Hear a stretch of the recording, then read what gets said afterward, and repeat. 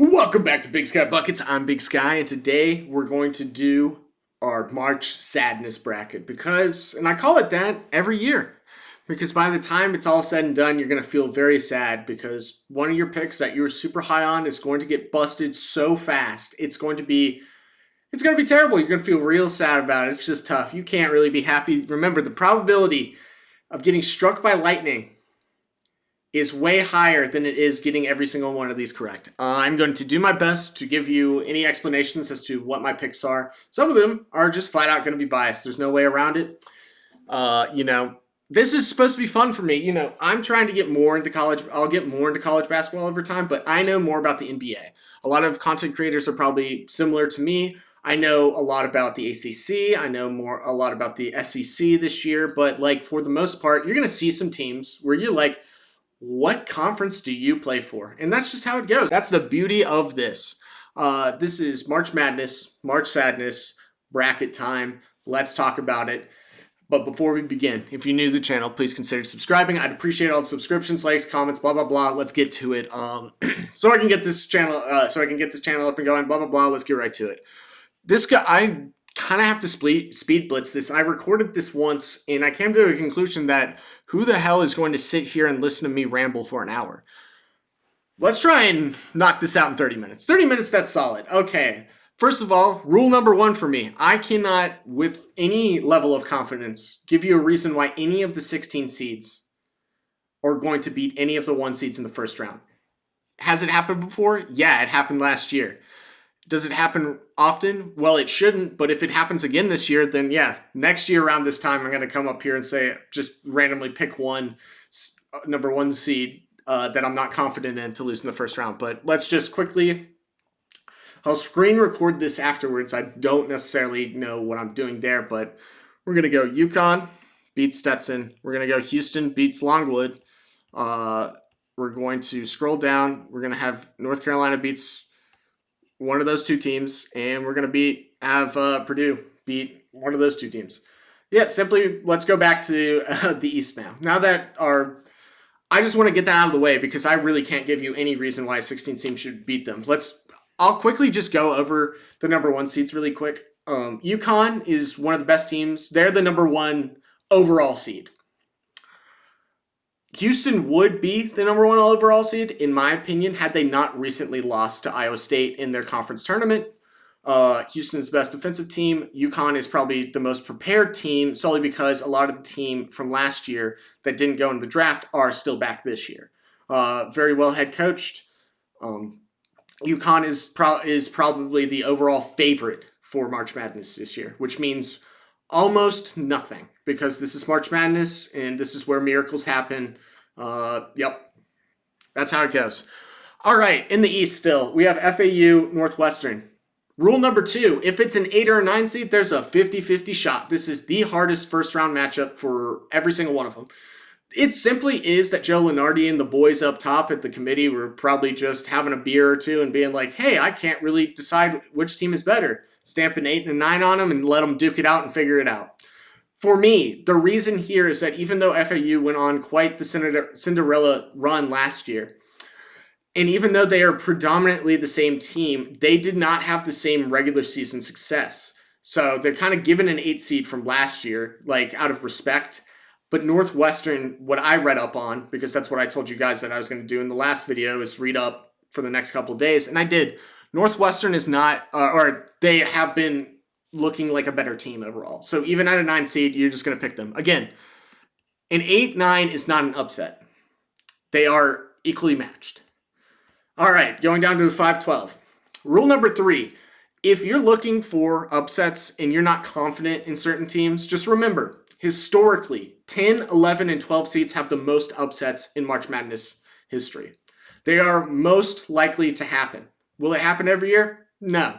But if you're thinking you need some upsets around here, 10, 11, and 12 are typically your best bets. I also think 7 and 10 as well, but that's less of an upset. 8, 9 is not, and 7 and 12, 7 and 10 is the next one up. So for San Diego State UAB, I just like San Diego State. They've been here multiple times recently. They've made Final Four. They're a good team still. I'm going to take San Diego State. I don't know too much about UAB, but when you kind of look at some of these teams, you're like, yeah, I'm confident in them.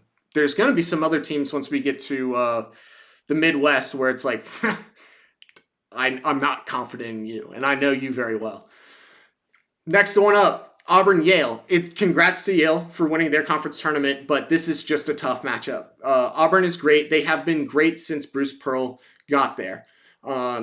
Despite what you might think about him as a person, based on if you've listened to anything he's ever said about certain things, he is a great coach, and he has turned the Auburn program around for basketball. That's exactly why I'm going to pick them. They are a very good offensive team.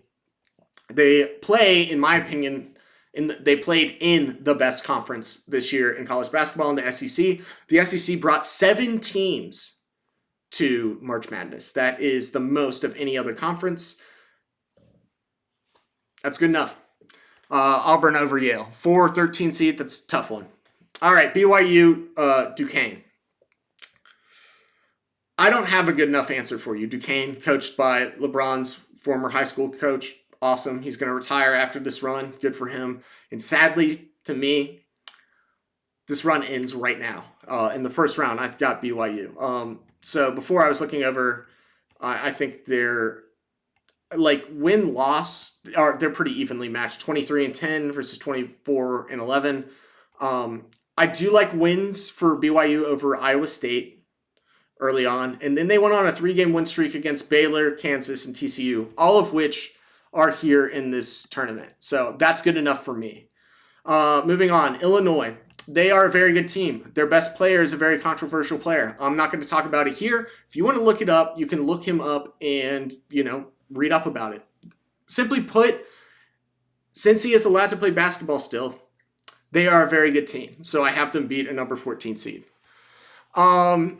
Then we have Washington State Drake. These guys are pretty evenly matched, I guess, in terms of record-wise. Washington State University is 24-9. Drake is 28-6. I will say Drake probably has the better player, even if the stats might be inflated due to competition level. I don't really know what to say because I don't know what conference Drake plays for. But the one thing that is going for Washington State is that they have a bunch of wins in the middle of the season against some really good teams. They got Arizona winning. They have 2 wins against Arizona.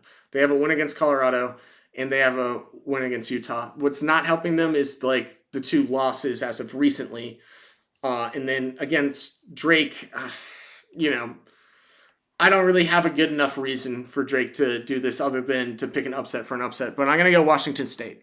I like that 4 wins, those 4 very notable quad 1 wins. And then next, Iowa State. I don't really have to talk about South Dakota State here. I'm sorry if you're a fan of South Dakota State. I'm going Iowa State. They beat Houston in the conference tournament. That's huge because I'm really high on Houston. I really thought they were the best team going into last week before they lost to Iowa State. I still think they are one of the best teams, and the fact that Iowa State got it done is miraculous. But it's also it is an indicator as to what kind of team Iowa State is. Going back up, UConn Northwestern. Again, UConn is really like that good. It's really just about the argument once we get there is like, do we really think they can repeat? But they can go on a run, and I envision they will. So I got UConn again. San Diego State Auburn is probably one of my favorite matchups if it happens in the second round. So either Saturday or Sunday. This is a great defense versus a great offense, and I'm going to go the great offense route. I'm going to go Auburn here. San Diego State has probably done better overall in the recent years in March Madness, but I really do like this Auburn team. And playing constantly in the best conference, in my opinion, is helpful to them. So I think they beat San Diego State in an absolutely thrilling game. Then we have BYU, Illinois. I'm going to go Illinois here. I think they are just the better team. Therefore, I'm going to go Illinois here. I'm a little bit more confident in them. When it comes to Iowa State, Washington State, I'm sorry, Washington State, but Iowa State right now is just a better team, flat out. So I'm going to go with them. Then UConn, Auburn. Again, Auburn can. It's just the veteran presence from a team that went to the championship last year and won, and headlined by players that played in that game, like Donovan Clingan. That's good enough for me. So I'm going UConn over Auburn to make it to the Elite Eight. And then I got Illinois, Iowa State. I like Iowa State more. That they've beaten better teams as of recently than Illinois.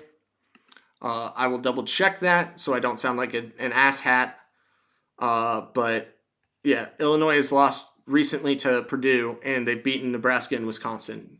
Neither one of those teams they beat match up to Houston in the slightest to me, so I got Iowa State there.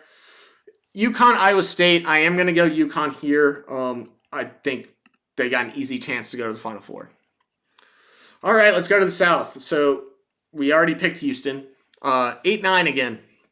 This one for 8-9s, basically the way I'm going to pick is either gut feeling or just looking over the quad one wins or losses.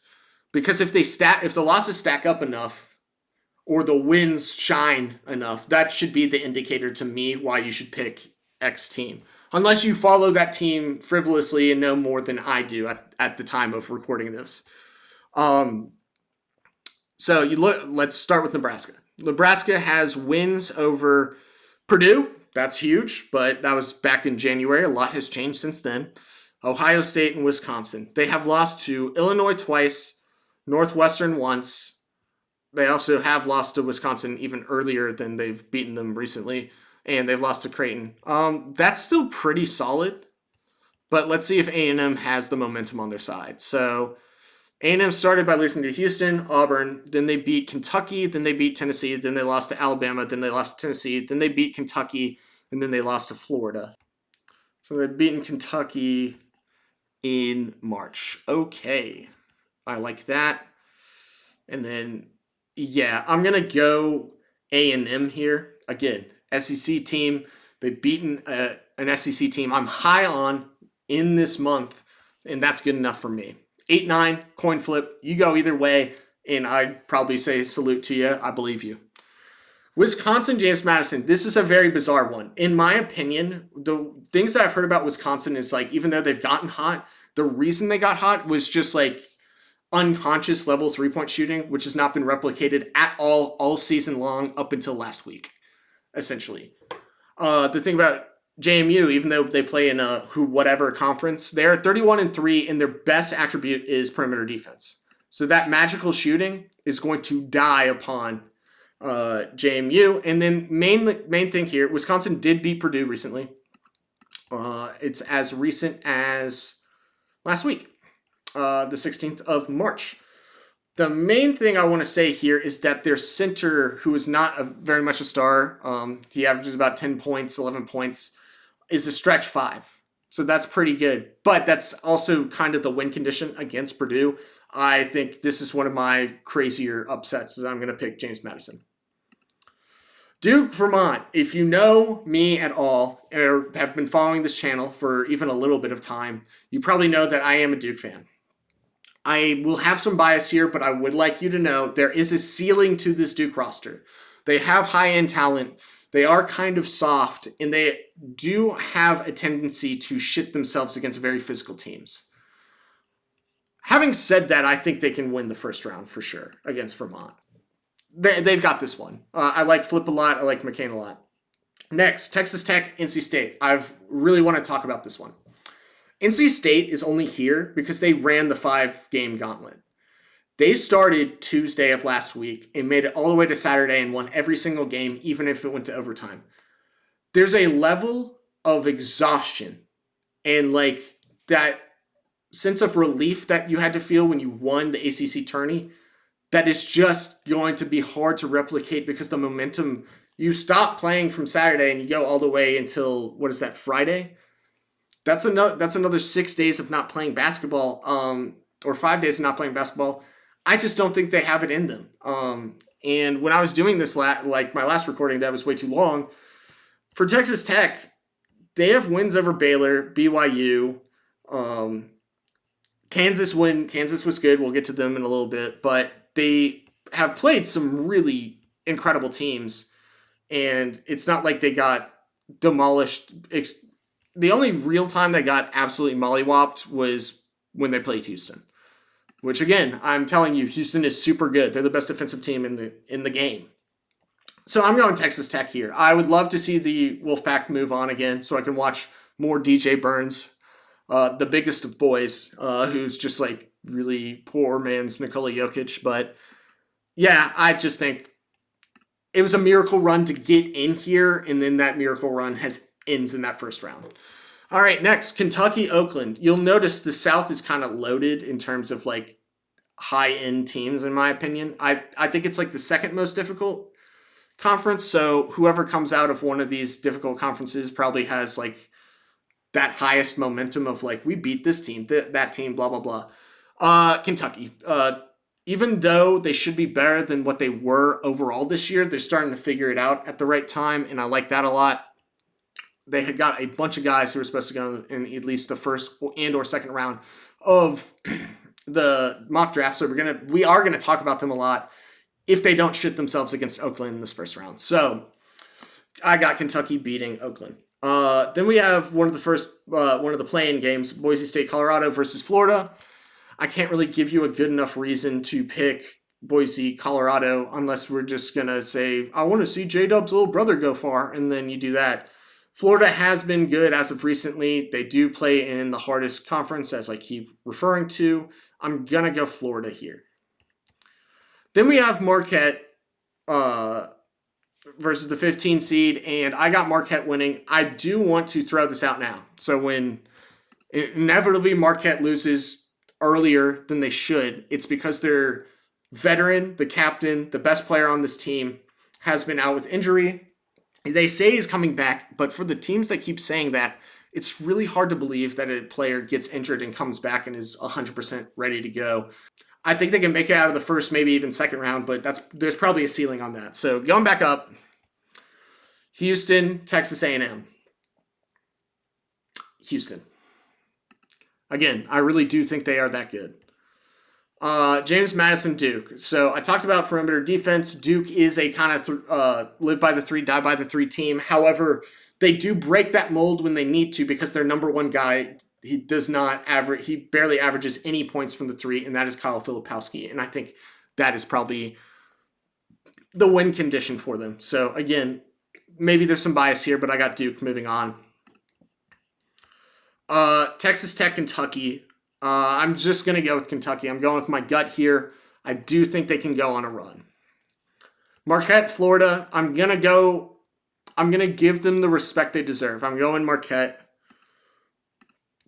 But you're probably going to notice that ends very soon. Then back up to Houston, Duke.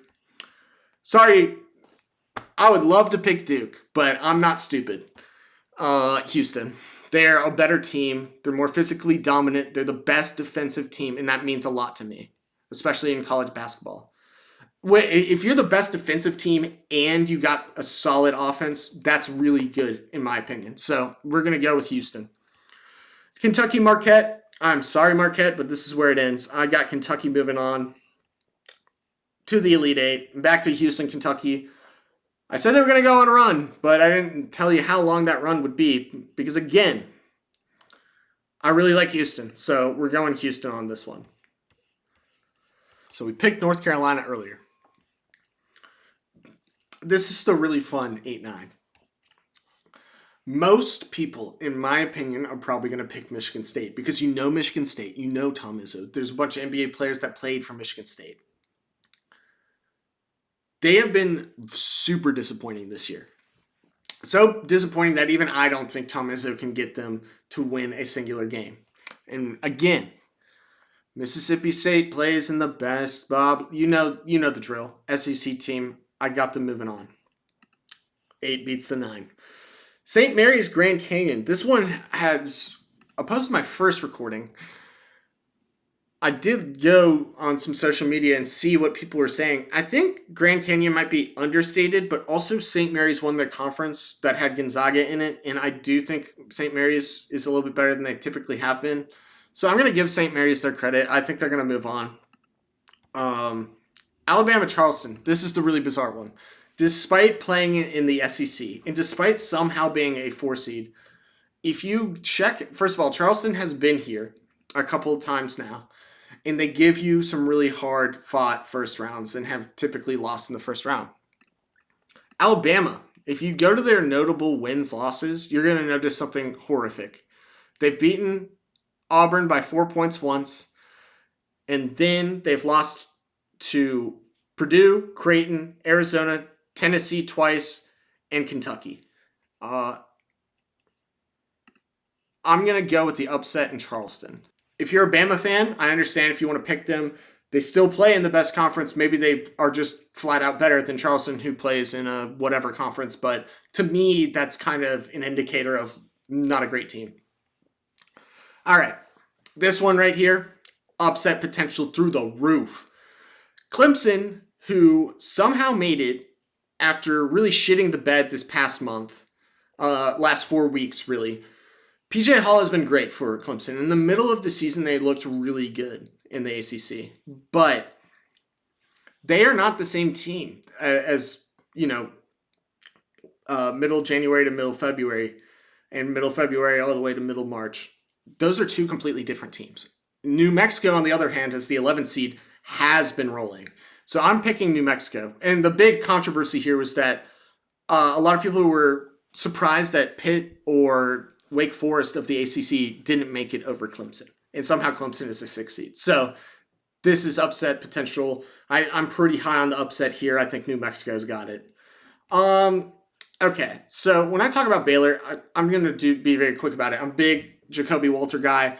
Even if he hasn't been as incredible as he was to start the season, I like him a lot. Even though his shot selection is very hard, when he hits it, it's demoralizing. And then I like Yves Missy a lot, the kind of Clint Capella-esque player for Baylor. They got some good guys there. I think they definitely make it out of the first round, so I'm going Baylor here. Dayton, Nevada is a very bizarre one. Dayton is not like the team from years ago. They're not that great this year. I'm just going to go with the 10 upset. I can almost guarantee there's going to be one of those 10-7 upsets. And then Arizona, even though they've kind of faltered in the past couple weeks or so, they're still a really good team. And despite the losses recently, they're still a top 15 offensive efficiency team and defensive efficiency team. That's really damn good. So I think they can go extremely far. So we got Arizona here. All right. Going back up, North Carolina, Mississippi State. Mississippi State, Michigan State was kind of a coin flip to me. It was less about Mississippi State than it was more about how disappointing Michigan State has been. UNC is really good. I may hate them, but they are really good this year. So give them their credit. They're moving on. St. Mary's, Charleston. I'm going to go with St. Mary's here. Again, Charleston, Alabama was more about Alabama than it was Charleston. Therefore, in my heart, I'm probably going to go St. Mary's here. New Mexico, Baylor is a really interesting one. Now, New Mexico is talked about like they could be the Cinderella story. But my bias is leaning towards my guys in Baylor. I'm not a Baylor fan, but Jacoby won my heart early on in the season, so I'm going Baylor. Nevada, Arizona. I just talked about how much I like Arizona and that even their losses don't mean shit for their efficiency, and that means a lot to me. That means that they're starting 5 almost all average at least 10 points. 9.8 to be exact is the average of their starting 5. And they're so good offensive and defensively that I don't think it matters. We're going Arizona here. Okay, back up. North Carolina, St. Mary's. I'm sorry, St. Mary's. North Carolina, they feel like they're going to go straight to the Elite 8, and then we're going to have a conversation. Baylor, Arizona. I'm sorry, Baylor Bears. I'm so sorry. Sorry, everything in my gut is telling me that the West is going straight to the Caleb Love Bowl, which is UNC Arizona. If you didn't know, Caleb Love, the star guard for Arizona, was part of the backcourt last year for UNC, and he was part of the backcourt of UNC the year prior, where RJ Davis and Caleb Love helped go on that run to the championship game where they had a 20-point lead and choked it all away to Kansas 2 years ago. This is, to me, this spells a Caleb Love revenge game, followed by Arizona shits themselves in the next game. So I'm going to go with Arizona. That's just what my heart tells me. If you're a UNC fan, definitely book UNC here. I think this is going to be an electric game. I like the efficiency stuff from Arizona a little bit more, but RJ Davis definitely could completely take over this game. That's, to me, that's kind of the win condition. The RJ Davis masterclass, which is absolutely doable. Midwest, we have Purdue moving on. I'm going to go with the Horned Frogs because the 8-9, 50-50. My sister actually graduated from TCU a couple years back for undergrad. So go Horned Frogs. We're taking them. All right, this is my hot take. Every year, Gonzaga fucks with me. Every year, Gonzaga somehow flounders. And I'm going to go on a small rant here. Mark Few is the most overrated coach in college basketball, in my opinion. I don't, debate a wall. When he had Chet Holmgren, that team could have and or should have won the whole damn thing because Chet Holmgren should have been the number one option on that team. But oh my God, look at Drew Timme. Look at my boy. Look at his post moves, bro. I don't want to hear it. They've been actually disappointing this year. So they disappointed me before they even made it here. So this is truly hater talk. I'm going McNeese. I'm not letting Gonzaga break my heart by taking them in the first round and they flounder in the first round. McNeese also is like 30-3. And you know what? I like that record. Kansas, Samford. This is where we get to like the upset ball almost. Kansas is not the same team. If they still had Kevin McCullough and Hunter Dickinson, two of their three best players, they probably could make it really far. They could probably even upset Purdue. Here's the problem. This is designed right here. This matchup is designed just like Clemson, New Mexico, to be an upset. So I'm going Samford here. Kansas has really shit themselves without Kevin McCullough and Hunter Dickinson. They say they're going to be back, but I don't believe that. South Carolina, Oregon. So here's the thing about Oregon. And I was going through this last time I recorded this. South Carolina has some good wins here. Oregon, as of recently, has some great wins here. Utah, Arizona, Colorado. All wins. I just like Oregon here. I can't really give a good reason other than I like those three last wins that are notable wins. Creighton, Akron. I'm going Creighton here. They typically go pretty far. They don't typically seal the deal, but I think they can go kind of far again. Texas, UVA, Colorado State. So here is the main thing. I would love to see UVA move on because I think they could if they could make it to the second round, they could give Tennessee a real run for their money because Ryan Dunn is so good as a wing stopper. He is super elite. This team is so bad offensively that it's hard to really bank on them. And the main thing here is that when it's a guard killing you or a stretch five killing you, UVA sometimes can just be confused on what to do. So I'm going to go with Texas here. And then we have Tennessee, St. Peter's, Tennessee. When you have American Bogdan Bogdanovic at Tennessee in Dalton Connect, he's in the running for National Player of the Year. He's great. Yada, yada, yada. Okay, moving back up, Purdue, TCU. I'm sorry, TCU. Look, to be fair for the one seeds, I know I had UNC losing. If it wasn't so weak at the top of this Midwest bracket here, I would have Purdue lose really fast because I don't believe that Zach Edey, I think he's kind of overrated. The problem is, I don't believe in Gonzaga. I don't believe in Kansas. And I don't have enough belief in TCU to beat Purdue. So Purdue makes it to the Sweet 16. Then you have classic, incredible game, 12 seed versus 13 seed McNeese Sanford. Again, this is probably going to be so dead wrong. It probably will be Gonzaga moving on, but like out of the true hatred in my heart, I can't allow that. I'm gonna go with McNeese. I don't know, man.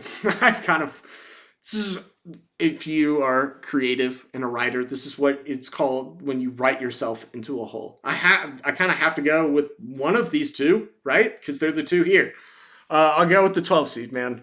Oregon, Creighton. I got Creighton here. Creighton has been a very good team this year. Texas, Tennessee. I really Dalton Connect is so good, dude. And if you don't have like a great wing stopper on your team, you might run into some big problems with Tennessee. And the best team in the SEC. So yeah. Then back up, Purdue, McNeese. Purdue. I mean, yeah, that's what I got. And then let's see here. We have Creighton, Tennessee. I'm a big Tennessee guy. Not as a fan, just their team this year. And then Tennessee, Purdue. I like Tennessee. I don't trust Purdue that much. So yeah. Now we move on to the Final Four. Houston, Tennessee, UConn, Arizona. We will start with UConn, Arizona.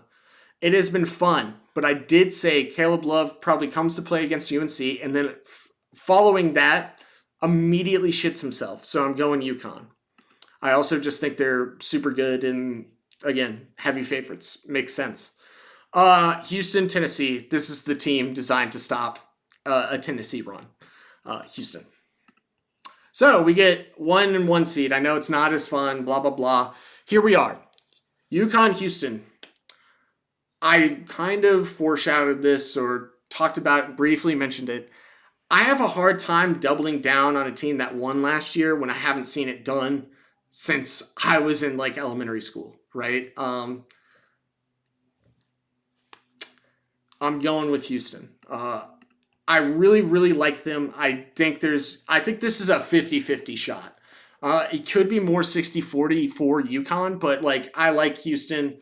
I think losing in that game in their conference tournament will give them the motivation to be even better going into March Madness. And I don't know, tiebreaker is what? 120. Who cares?